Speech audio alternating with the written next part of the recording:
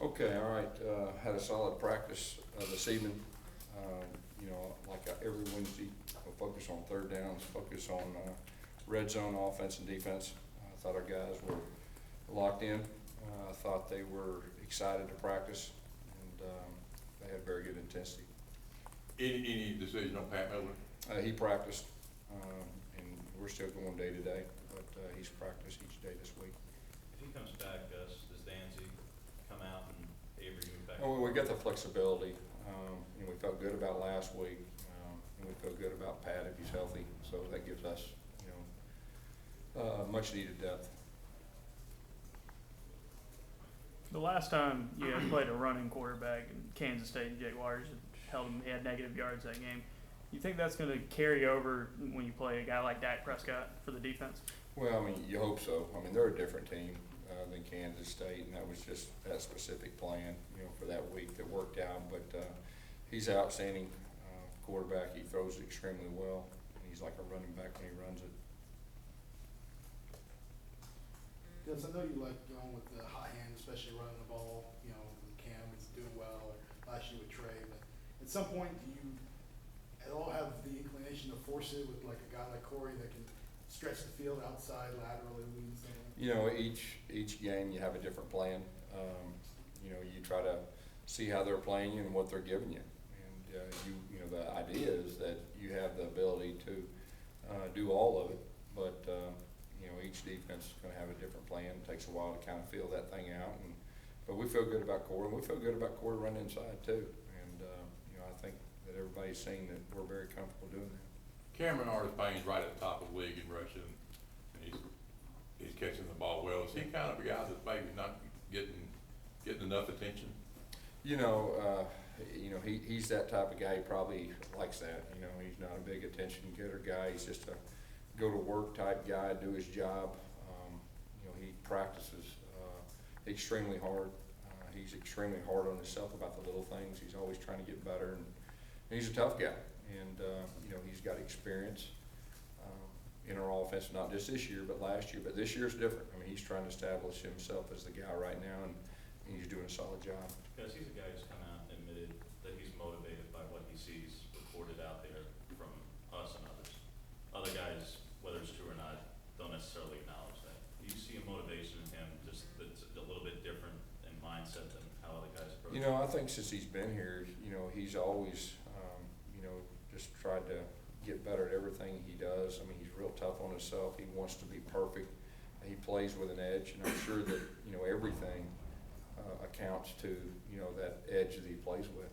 You talk a little bit about what has gone in with the receivers since that Kansas State game. You guys had the 3-4 drops or something, and how they've kind of responded since that, and the things you work on in practice to help. Yeah, anytime you have an area you feel like you need to get better in, that's what you focus on. And it's been our focus, catching the football, looking the football, and and everything that goes with it, and not just the receivers, but from that night, we've improved in a lot of areas, and we needed to. I know there's no way to compare game to game, but I think A&M dropped 11 passes against Mississippi State last week. I guess what I'm trying to say is it shows you that if you catch a few, maybe it's a little bit of a different game. When you see little mistakes like that have popped up in the past. Well, you look on the film.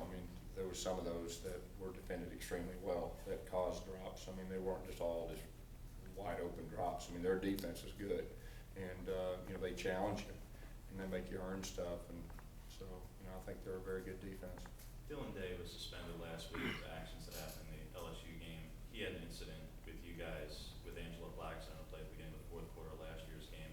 Have either you or Ellis had to address Angelo or members of the defensive line regarding Dylan Day and how he plays? No, we're going to play football. We're going to worry about ourselves. Just a couple of weeks ago, you talked about punt return. The coverage team was on air you felt very good about, and you've only faced one punt the last 2 weeks in that regard. Do you feel like it's too early to tell whether you've improved there, or do you feel better about it now? I think we've improved our punt coverage since the Kansas State game. Yeah, that's one. That was a game that they got a lot of yards on, and we didn't do a very good job kicking or covering, and so we really worked hard on that, and we got our work cut out with this group this week. If the other team has a defensive guy who's like a McKinney, who's like a first-round NFL guy, can you game plan that, or do you try to kind of just focus on your team? And Well, strategically, each week you try to game plan and do what you feel like gives your team the best chance of being successful. But, I mean, he's a very good player, and they got other really good players too. So, you just each week you just do the best you can as far as, scheming and trying to be effective. Because we've heard a lot this week, and really the last few weeks, about Dak and, the Heisman hype even. There's a page in their notes that kind of compares Dak to several other Heisman players. So is there any thought on your end of maybe promoting Nick a little earlier this year than obviously last year? We'll let everything play out. I mean, it's awful early for everything. And my experience is at the end of the year, the teams that are winning and their best players, they're usually in a mix. And I think everybody saw that last year with Trey. And, we feel like, Nick's one of the better quarterbacks in the country. And, he's been very consistent on finding ways to win. And, I'm sure there's very few guys that could, say the same. Guess how's the, oh, no, go on. You seen any signs that the defense is excited about this challenge? This team's averaging 541 yards a game. Yeah, it's a big challenge, there's no doubt, and our defense is definitely excited to go up against these guys and try to stop them. And, their offense, they feel the same way about their defense. Guess I was going to ask, how's the transition for Cameron Toney coming along? I think it's been okay. Do you think he's anywhere close to maybe getting in the game? I don't know, it's hard to answer that right now. Because Mississippi State's weaknesses really are in their secondary, give up, I think, over 300 some odd yards a game passing. Has that been a focus this week in trying to stress that field? Well, I think they're pretty good on the back end too. I mean, you have a plan, and we have a plan, and we'll go there and see what happens. All right, Coach. Thank you. Could you tell us the plan?